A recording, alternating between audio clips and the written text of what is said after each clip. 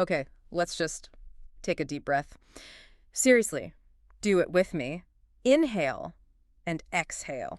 Yeah. Because if you're listening to this right now, I have some very good news for you. Which is? You survived 2025. It really was a year for the history books, wasn't it? And honestly, not the chapters you'd ever want to reread. Absolutely not. We are sitting here, it's January 2026, and we're looking back at what you could only describe as a chaotic 12 months.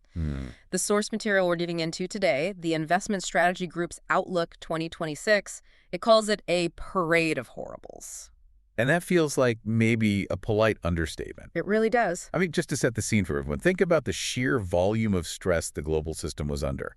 We had the Liberation Day tariff wars that kicked off on, April 2nd? Which sounded so dramatic on paper, right? Like a summer blockbuster movie title. Yeah. And it ended up being just economically terrifying in practice. Then you had the longest government shutdown in U.S. history, 42 days. 42. That's 6 solid weeks of total gridlock. Nothing moved. And, of course, the stock market. Oh, don't remind me. The absolute heart attack the stock market gave us. The S&P 500 nosediving 21%. It effectively crashed. Right. And then, just to mess with our heads, it rallied 42% by the end of the year. It was just total whiplash. It was a roller coaster in the truest sense. And that brings us to the core question of today's deep dive. We have this massive stack of research here from ISG. Yep. And the big question they're tackling is one that I think a lot of people are whispering or maybe shouting right now. Which is? With U.S. debt hitting 100% of GDP, with all the geopolitical tensions boiling over, with the political chaos we just saw, is the American era over?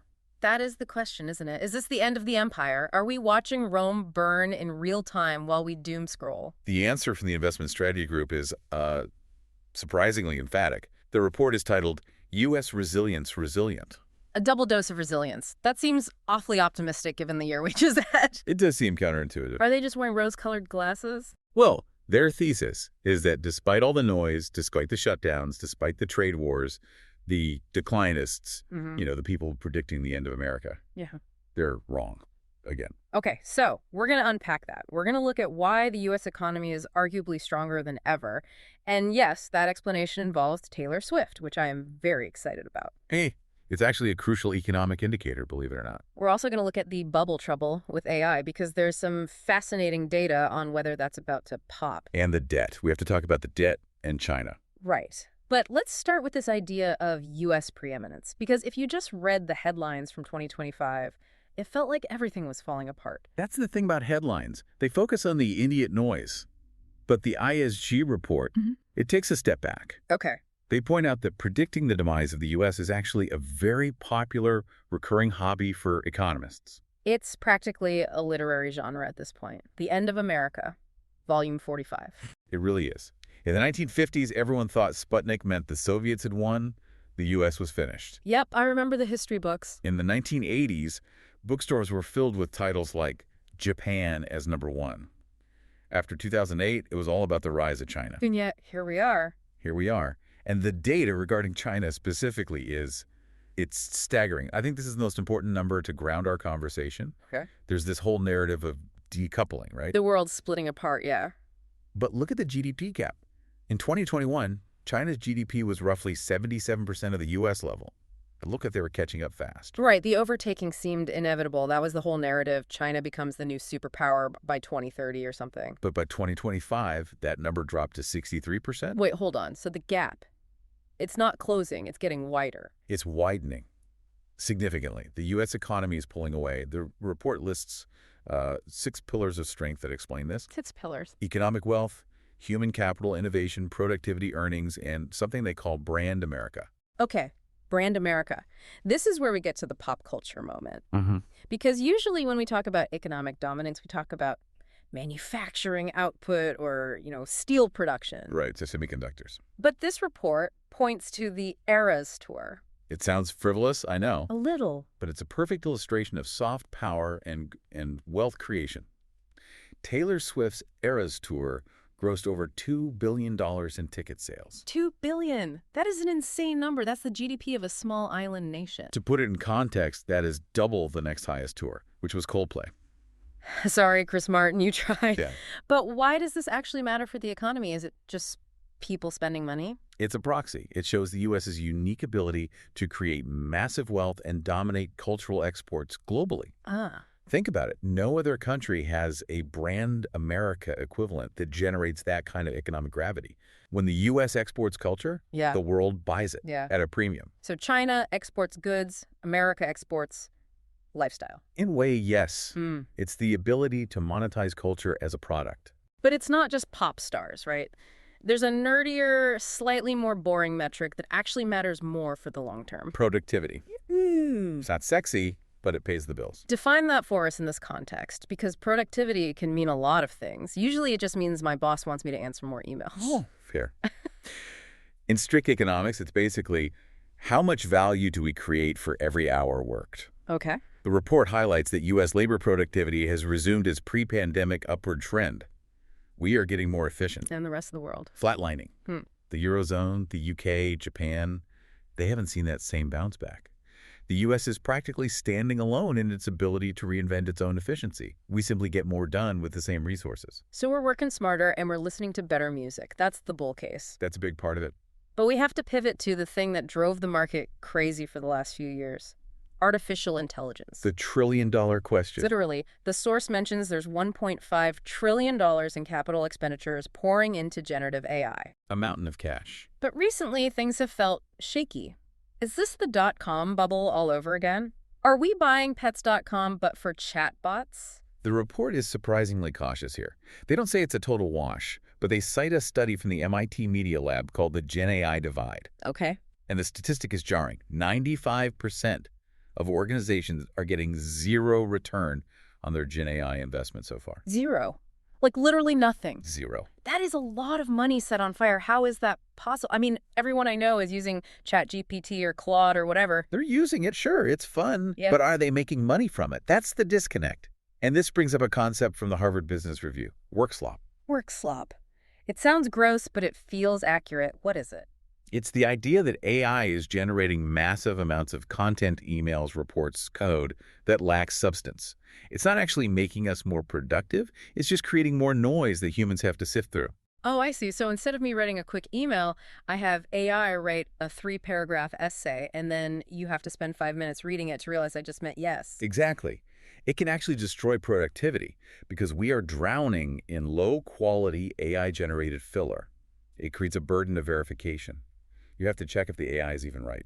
I definitely feel like I've received a few work slop emails recently. They have that, robotic politeness. And as a technical reason for this, the report dives into the limitations of large language models, LLMs. Which is? They prioritize guessing over acknowledging uncertainty. The fake it till you make it algorithm. We call it hallucination, but it's a feature, not just a bug. The report even cites Yann LeCun from Meta and Geoffrey Hinton, the godfather of AI. And what are they saying? They're cautioning that we are not near human-level intelligence yet. These models don't know things, they just predict the next most likely word. So if 95% of companies aren't making money and the bots are hallucinating, are we in a bubble? Should we be panicked? The ISG verdict is nuanced. They say there are pockets of euphoria, a mini bubble, certainly. But they don't think it's a systemic bubble like back in 2000. Why not? If the ROI is zero, that sounds pretty systemic to me. The difference is that AI is helping individual workers. If you're a coder or a writer, it might help you speed up specific tasks. It's useful on the micro level. Okay. But it hasn't transformed company balance sheets yet. It's a tool, not a magic wand. The market got ahead of itself, thinking AI would replace the entire workforce overnight. So don't sell everything, but maybe don't bet the farm that a chatbot is going to run the company next week. Precisely. Keep the excitement in check. It's evolution, not a miracle. Speaking of betting the farm, let's talk about the national mortgage, the U.S. debt. The elephant in the room. It's a very, very large elephant. Yeah. We hit 100% debt to GDP in late 2025. Mm-hmm. That sounds like a psychological breaking point. I feel like we've been hearing about the debt cliff for 20 years, but 100%, that just feels different. It is a scary number. And in economic theory, there's this concept of the tipping point. Right. It's the moment when investors look at a country's debt and say, nope, too risky, and they demand higher interest rates to hold that debt. Basically, the credit card company raising your rates because you maxed out. Exactly. Sorry, you're a risk now. But Here's the twist in the report. Okay. We aren't there yet. How is that possible? If I borrowed 100% of my annual income, my bank would be panic calling me. Sovereign nations aren't households, luckily.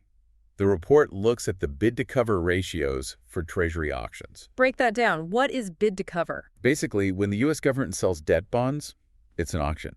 The bid-to-cover ratio measures demand. For every dollar of debt the U.S. sells, how many dollars are people lining up to buy? Ah, I see. If that number drops, it means people don't want our debt. But the report says that demand hasn't weakened. The market is surprisingly calm. So the market thinks we're good for it, but surely we can't just keep running up the tab forever. No, we can't. And the report actually discusses solutions, which I found interesting. Because usually they just complain about the problem. Right. They use a tool from the committee for a responsible federal budget to look at what policy levers you could actually pull to fix the math. And these are the hard choices nobody wants to talk about during an election year. Oh, they are politically toxic, Oh. but mathematically necessary. The report mentions things like reverting individual tax rates. Sure. But the big one, raising the retirement age to 70. Oof. That is a tough sell, telling people they have to work another 3 to 5 years. It is. But look at what they say is off the table. What's that? Cutting defense spending. Right.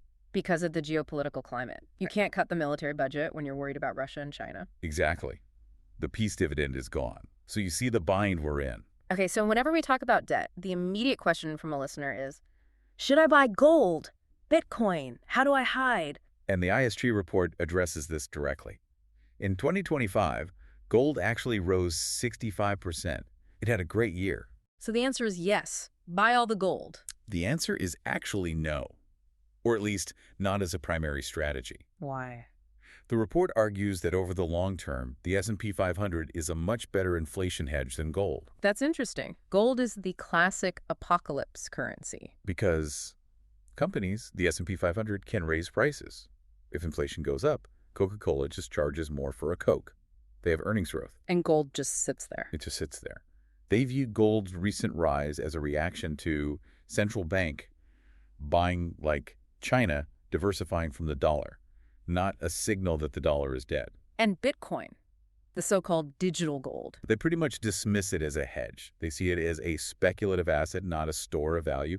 It's just too volatile to be a safety net. Okay, so stick with the companies that make things and do things. Let's move to that external threat we touched on, China. Right. You mentioned they're buying gold, but the report highlights a much more physical risk.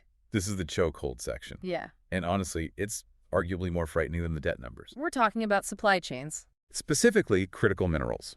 China controls 92% of rare earth refining and 94% of magnet production. Wow. These are the things you need for electric vehicles, wind turbines, fighter jets, everything. That is a monopoly. That's not just a market lead. That's total control. It is. But there's a vulnerability that hits even closer to home.